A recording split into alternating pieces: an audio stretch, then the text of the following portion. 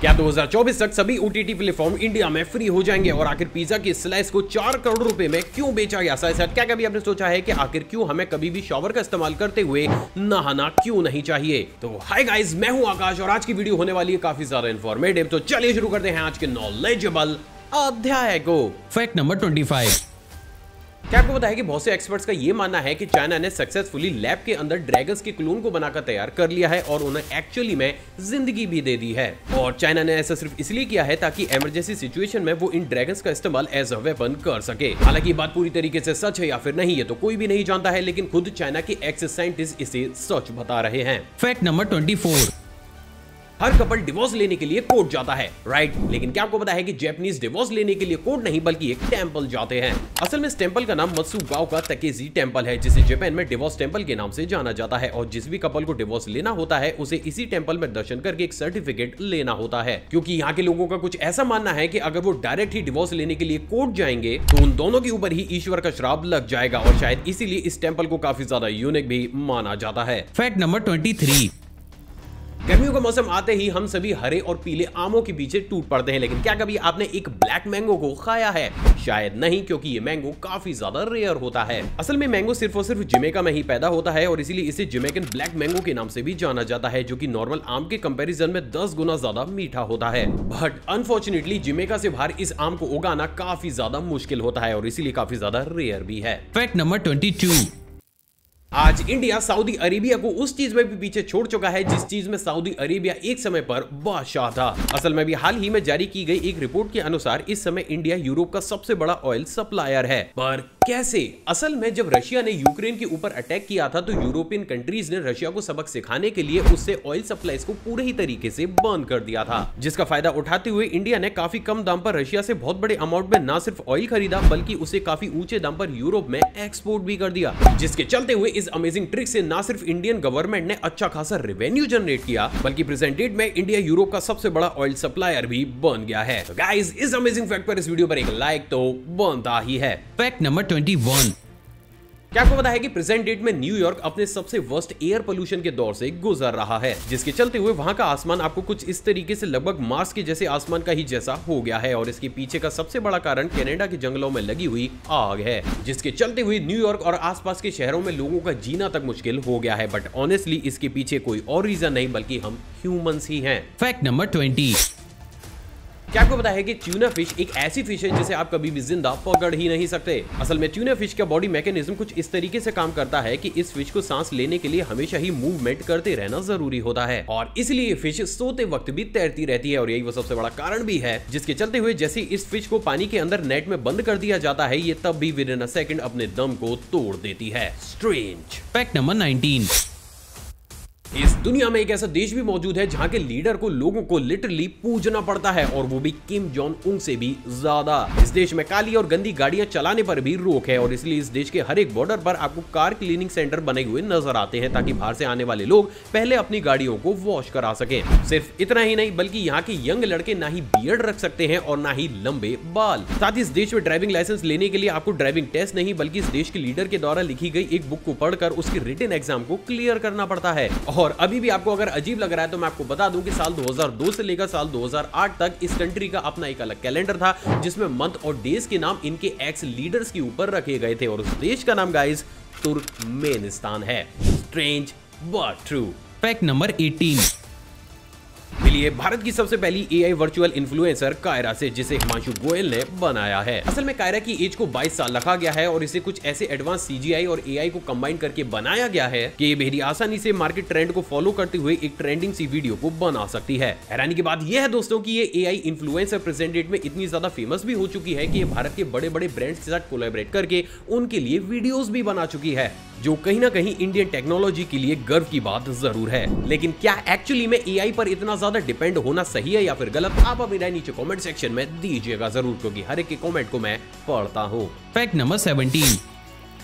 क्या आपको पता है कि अभी हाल ही में पाकिस्तान क्रिकेट बोर्ड के नाम एक नए वर्ल्ड रिकॉर्ड को कर दिया गया है। असल में भी हाल ही में PLS मैच के दौरान जब ग्राउंड पर बारिश हुई तो उस बारिश को सुखाने के लिए इस बोर्ड ने ग्राउंड स्टाफ की बजाय कुछ इस तरीके से हेलीकॉप्टर का इस्तेमाल किया। हैरानी की बात यह है दोस्तों कि इस चॉपर से न सिर्फ उस ग्राउंड की पिच को सुखाया गया बल्कि पिच पर एक्स्ट्रा मिट्टी भी इसी के ही थ्रू डाली गई और यही चीज इस क्रिकेट बोर्ड के नाम एक नए रिकॉर्ड को कर गई। सच में यूनिक। Fact number 16।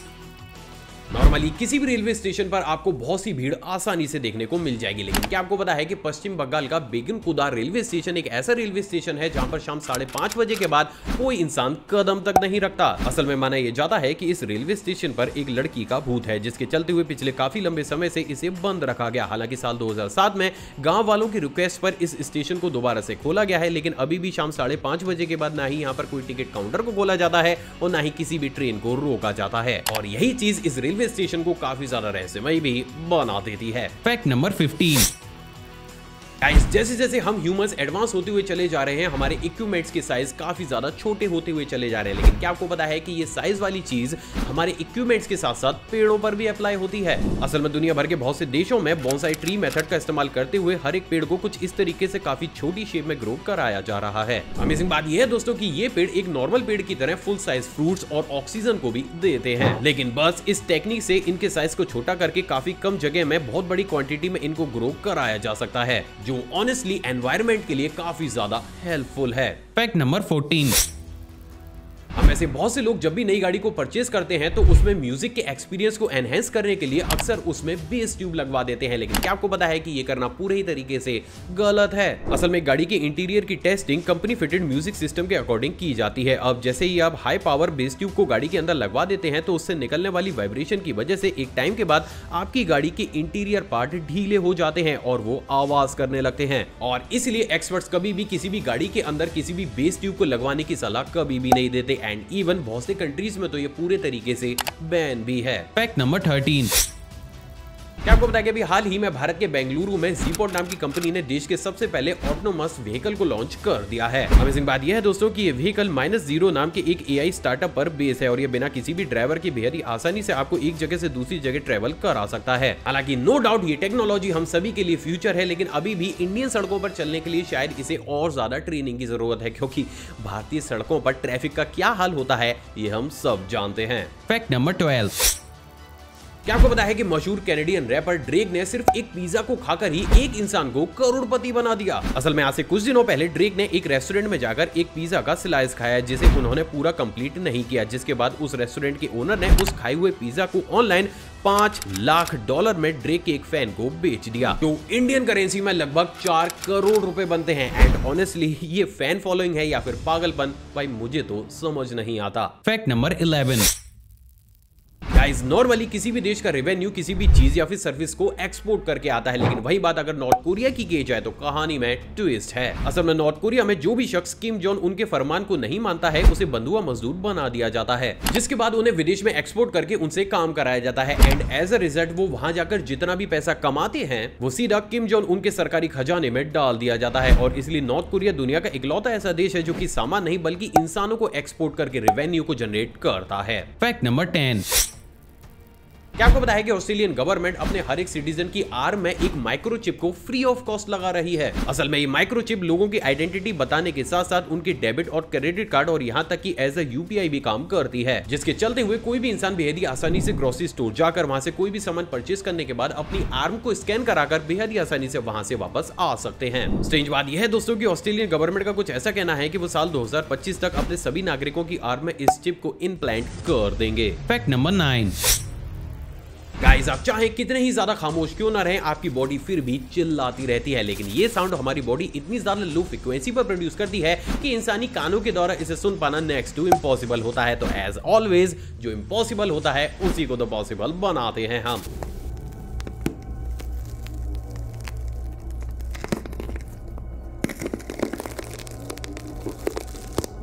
तो गाइस, इन्हीं तरीके के इंटरेस्टिंग फैक्ट्स देखने के लिए आप इस चैनल को सब्सक्राइब कर उस बेल आइकन को प्रेस जरूर कीजिएगा।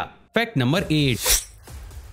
नॉर्मली किसी भी कंट्री में हम इंसान जॉब करते हैं, लेकिन वही बात अगर चाइना की जाए तो चाइना में तो भैया डॉग्स तक जॉब करते हैं। असल में चाइना की बहुत सी लैब्स 50,000 रुपए पर मंथ की सैलरी पर डॉग्स को हायर करती है, जिनके बाद उनके बिहेवियर को ऑब्जर्व किया जाता है। और जिस भी डॉग का बिहेवियर काफी ज्यादा अच्छा होता है, उससे उसके डीएनए को लेकर उसके क्लोन डॉग को बनाकर दोबारा से मार्केट में बेच दिया जाता है, जिससे जब आप उस डॉग को परचेज करते हैं तो ना ही आपकी प्रॉपर्टी को खराब करता है और ना ही आपको काफी ज्यादा परेशान करता है। और ये बिजनेस चाइना में प्रेजेंट डेट में काफी तेजी के साथ फल फूल भी रहा है। Fact number 7।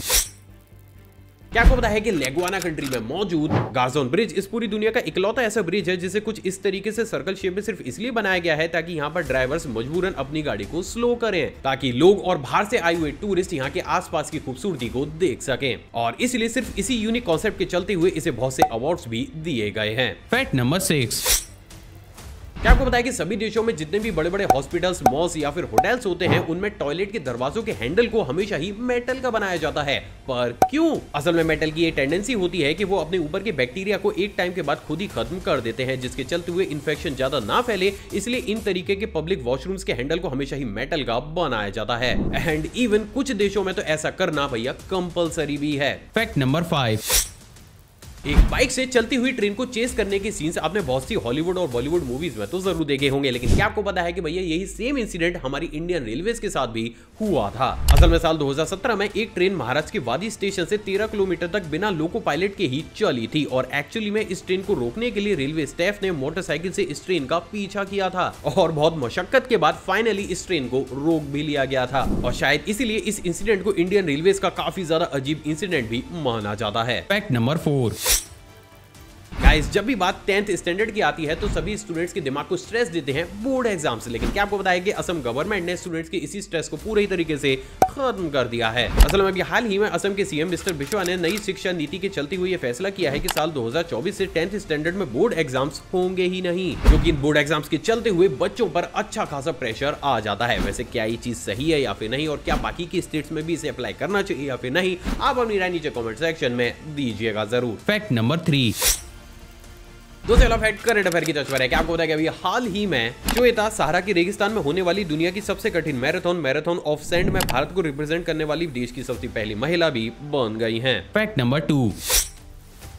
हमें शावर का इस्तेमाल करते हुए कभी भी क्यों नहीं नहाना चाहिए? असल में गाइस, बात अगर इंडियन प्रैक्टिस की जाए तो इंडियन प्रैक्टिस कभी भी आपको शावर से नहाने के लिए अलाउ करती ही नहीं है, और इसके पीछे बहुत से कारण भी मौजूद हैं। असल में जब भी हम शावर का इस्तेमाल करते हुए नहाते हैं तो नॉर्मली हम काफी ज्यादा पानी को वेस्ट कर देते हैं। साथ ही साथ क्योंकि पानी हमारी स्किन के कॉन्टेक्ट में काफी थ्रो के साथ पड़ता है, तो ये हमारी बॉडी के ऊपर मौजूद नेचुरल ऑयल और एसेंशियल बैक्टीरिया को भी खत्म कर देता है। और जैसे ही हमारी बॉडी के ऊपर से एसेंशियल बैक्टीरिया खत्म होते हैं तो हमें इन्फेक्शन और बीमारियां आसानी से चपेट में ले लेती हैं। साथ ही साथ क्योंकि नॉर्मल टैप वाटर में क्लोरीन भी होती है, तो ये क्लोरीन भी क्योंकि शावर के थ्रू हमारी बॉडी के कांटेक्ट में ज्यादा बड़ी क्वांटिटी में आती है, तो ये भी हमें आसानी से बीमार कर देती है। और इसलिए इंडिया तो छोड़िए, फॉरेन कंट्रीज जहां से ये ट्रेंड एक्चुअली में चला है, वो भी लोगों को 10 से 15 मिनट तक ही शावर लेने के लिए अलाउ करते हैं। और शायद यही वो सबसे बड़ा कारण है जिसके चलते हुए अगर इनिशियल स्टेज से भी देखा जाए तो इंडियन प्रैक्टिस कभी भी अलाउ नहीं करती है कि आप शावर का इस्तेमाल करते हुए ज्यादा नहाएं। सो फाइनली अब आप ये भी जानते हैं कि एक्चुअली में अगर आप ज्यादा शावर से नहाएंगे तो आपके साथ क्या क्या हो सकता है। Fact number 1।